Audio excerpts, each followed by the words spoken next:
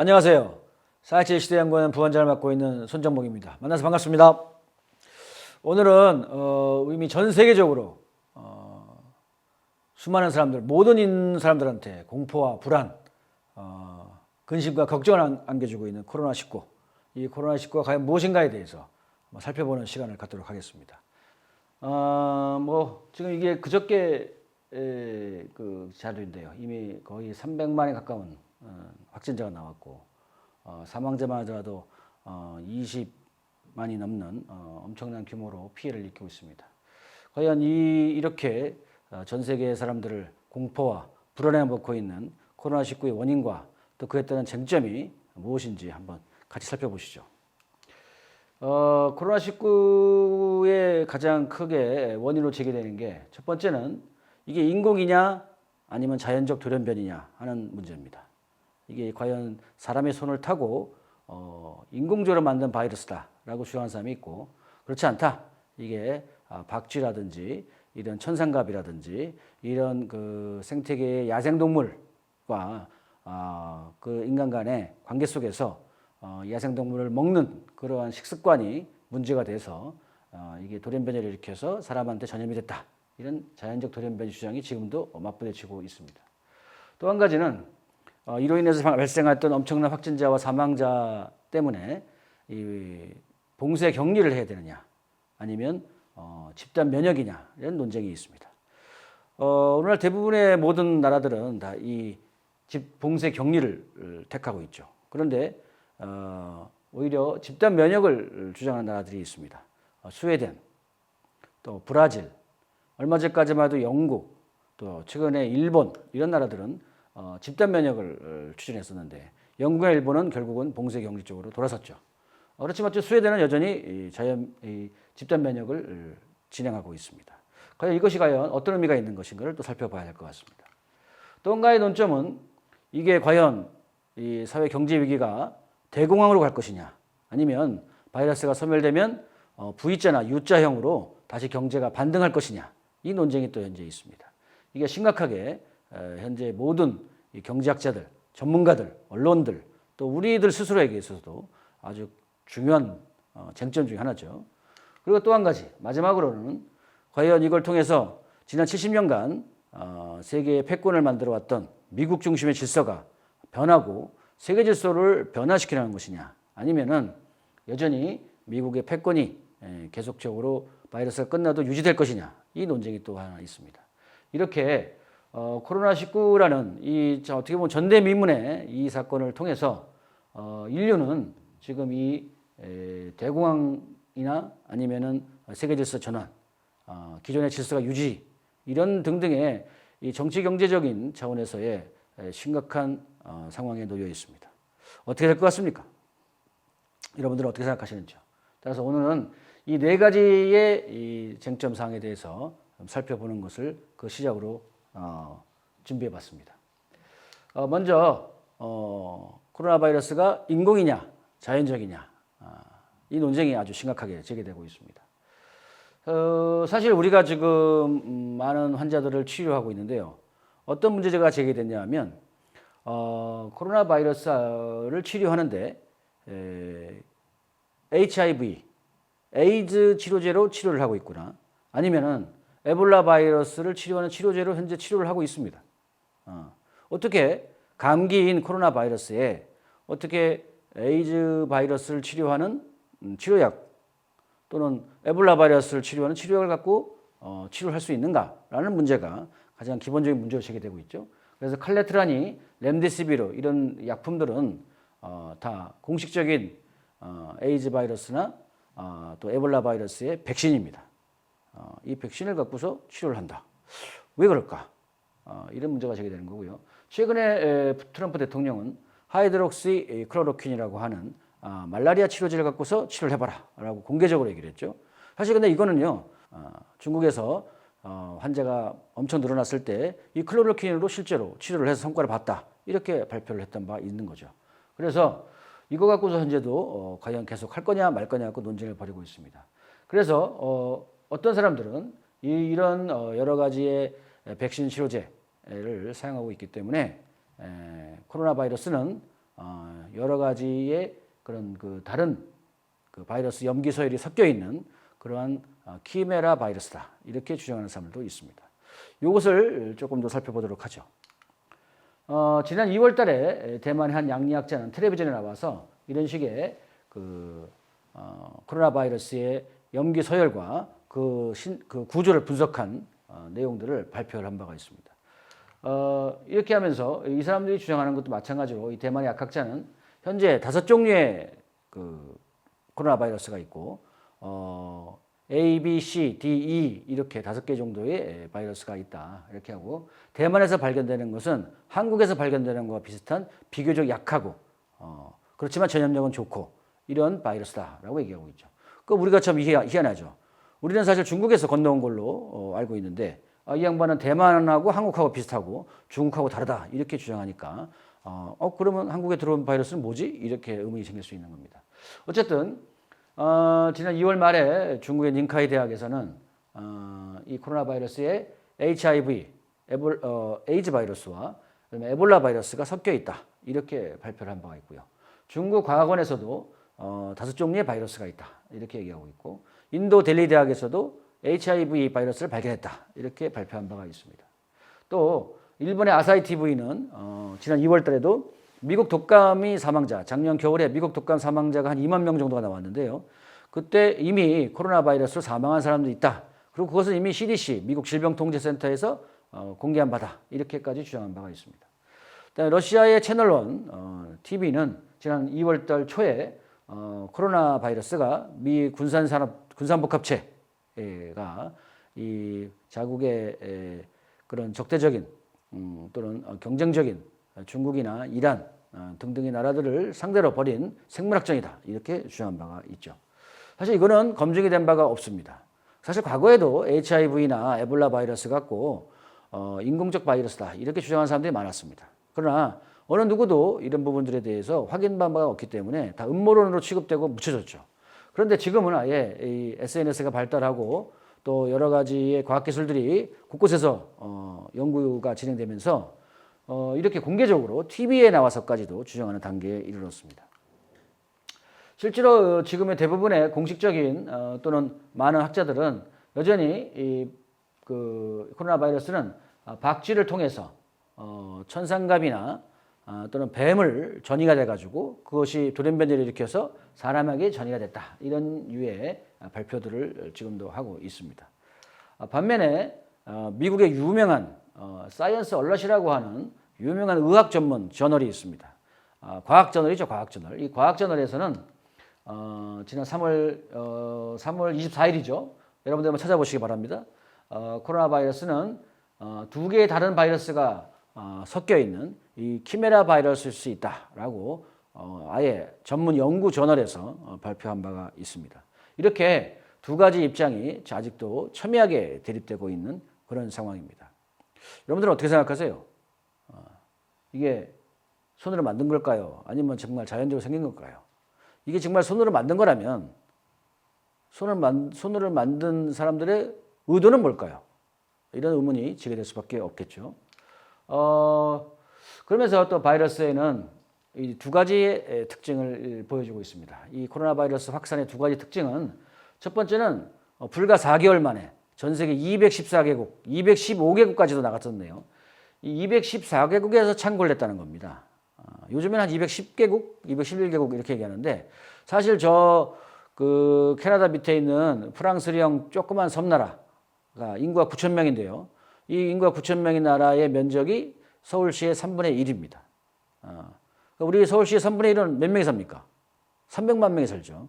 300만 명이 사는데 여기는 9,000명이 삽니다. 9,000명. 그럼 얼마나 떨어져 살겠어요? 띄엄띄엄 떨어져 살겠죠. 상식적인 거잖아요. 그런데 거기서도 이렇게 바이러스의 감염 복균이 확산이 된 겁니다. 그러니까 과거에 에이즈든 에볼라든 또 우리나라에서 유행했던 메르스든 이런 유행병들은 한 특정 지역에서만 창궐을 하고 전 세계로 퍼져나가지 않았죠. 메르스 같은 경우만 해도 한국하고 중동 일대에서만 좀 번졌고 다른 나라에는 나타나지 않았습니다. 그런데 이 코로나만 아주 유독히 아무리 전염력이 좋다 하더라도 불과 4개월 만에 이 UN 가입국보다도 많은 나라들이 확진이 생겼어요. 이건 정말 심각하게 바라봐야 되는 건데 이걸 현상적으로만 볼 게 아니고 이렇게 됨에 따라서 그 나라에 있는 모든 전 세계의 모든 사람들이 똑같은 문제, 동일한 문제에 직면했다는 겁니다. 이 코로나 바이러스를 어떻게 해야 되느냐? 이 동일한 문제에 직면해서 동일한 경제적 어려움, 동일한 사회정치적 위기 상황을 겪고 있다. 이게 아주 중요한 특징이고요. 또 하나는 봉쇄 격리인가 집단 면역인가 이거 갖고 논쟁이 벌어져가지고 전 세계적으로 거의 봉쇄 격리로 일원화가 돼버렸습니다. 이 봉쇄 격리로 일원화되면 어떤 문제가 발생하죠? 경제 활동을 못하게 되죠. 경제 활동을 못하게 되고 사람들이 집 안에만 있다 보니까 어떤 문제가 발생해요? 이혼 문제가 늘어납니다. 네. 그래서 이런 식의 이 봉쇄 격리를 통해서 사람이 자기 활동을 하기 못해 되고 생존에 있어서 심각한 위기 상황을 스스로 맞고 있습니다. 다시 말해서 봉쇄 격리는 사람이 자기 목을 자기가 조르는 거예요. 그러는데 그럼에도 불구하고 이거밖에 없다는 식으로 이거밖에 대체할 방법이 없다는 식으로 과거 메르스 때나 에이즈 때와 달리 봉쇄 격리로 전 세계가 일어나다시피 했습니다. 이러므로써 사회 경제 위기가 심화됐고 그리고 사실 봉쇄 격리는 바이러스를 치유하는 게 아니죠. 바이러스 확산을 억제하는 겁니다. 그죠? 억제하는데 이게 억제하는 것이니까 이 봉쇄 격리를 풀게 되면 해제를 하게 되면 다시 또 창궐 할 수가 있습니다. 그러니까 함부로 해제도 못하는 거야. 이런 문제가 현재 심각하게 제기되고 있는 거죠. 그럼으로써 바이러스가 장기화된다라는 겁니다. 바이러스가 소멸되지 않고 장기화된다. 사실 집단 면역이라는 거는 사람이 직접 감염을 통해 가지고 항체가 형성이 돼서 사실상 소멸되는 거죠. 그래서 인류 역사의 모든 전염병은 다 집단 면역입니다. 천연두도 그랬고요. 과거 장티푸스도 그랬고 이런 건 다 사람들이 감염이 됐다가 항체가 형성이 되면서 사실상 제대로 안 걸리게 되는 이런 소멸 단계에 접어드는데 이 경우는 코로나 같은 경우에는 그냥 억제를 하다 보니까 억제만 하는 상태에서는 소멸되지가 않죠.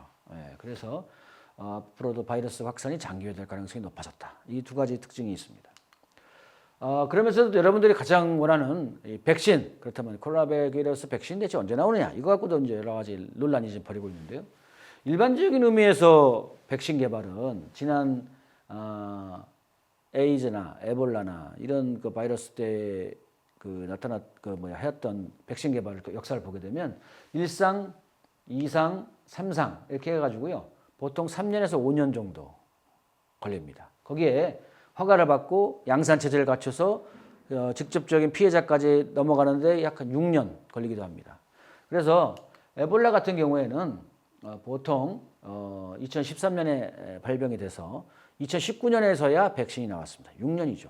이미 그 기간 동안 다 죽었어요. 그죠? 그러니까 이게 웃기는 겁니다. 그래서 보통 4, 5년이 걸린다. 백신 개발은 4, 5년이 걸린다.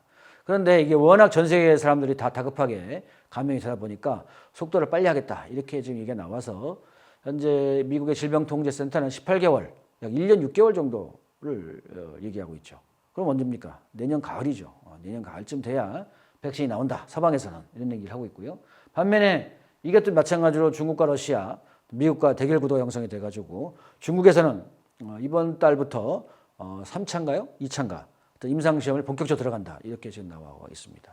그래서 빠르면 올 하반기에 나온다. 이런 얘기도 나오고 있죠. 그러나 어쨌든 통상적인 백신은 3년에서 5년, 길게 잡으면 6년까지 걸릴 수 있다. 그렇기 때문에 이 바이러스의 코로나가 장기화될 수 있는 요지는 충분히 있습니다. 그런 과정에서 아까도 말씀드렸다시피 이게 여러 연구자들 또 언론에서 이게 인공 바이러스다 이런 문제를 제기한 것만이 아니고 역사상 처음 정부 차원에서 이 생물학적 가능성이 제기가 됐습니다. 중국의 시진핑 주석은 지난 3월 중순에 바이러스의 근원이 어디에서 왔는지 또 어디로 갔는지를 분명히 밝혀라 라고 해서 중국에서 나온 것이 아닌 것처럼 얘기를 했죠. 그리고 외교부 대변인 자오리자는 자신의 개인 트위터에다가 3월 12일이죠. 미군이 우한에 신종 코로나 바이러스 감염증을 가져온 것이다. 이렇게 얘기를 했습니다. 난리가 났죠.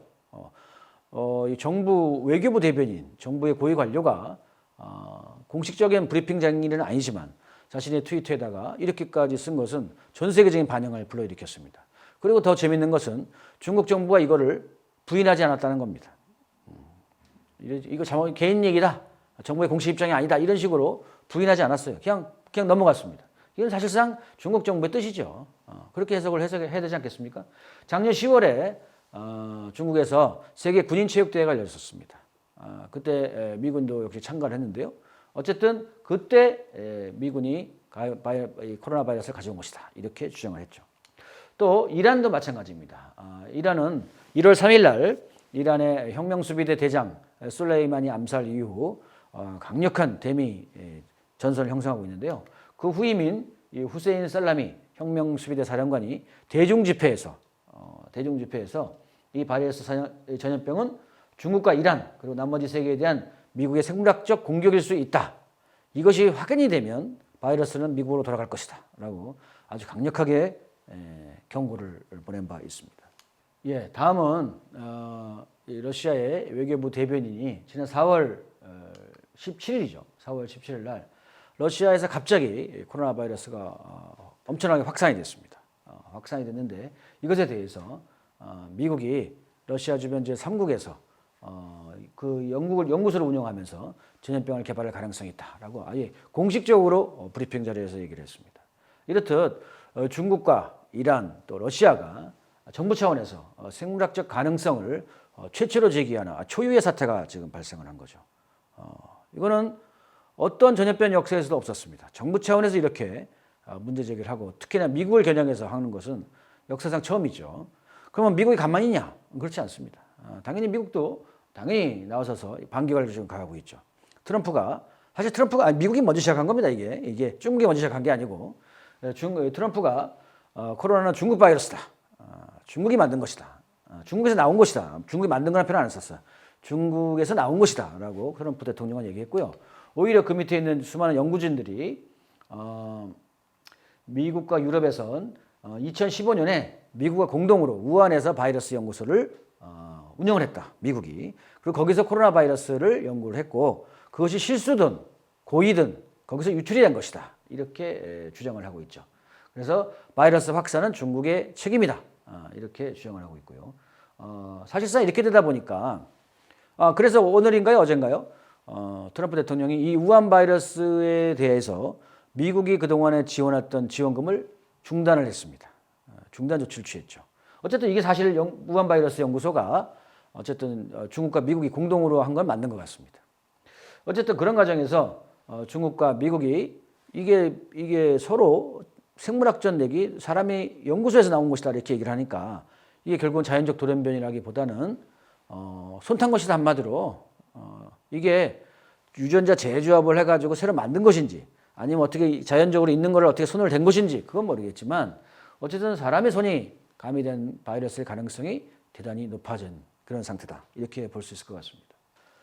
이렇듯 코로나 바이러스가 인공이냐 아니냐 하는 문제는 실질적으로 정치적으로도 또 세계사적으로도 대단히 중대한 의미를 갖게 됩니다.